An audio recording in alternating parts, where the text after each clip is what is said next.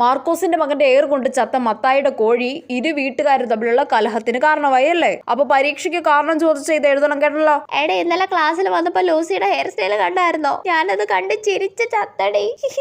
ആണെന്ന് ഞാനും. എന്നിട്ട് ഞാൻ അവളോട് പറഞ്ഞു അടിപൊളി ഹെയർ സ്റ്റൈൽ ആണെന്ന്. വണ്ടി അത് വിശ്വസിച്ചടി.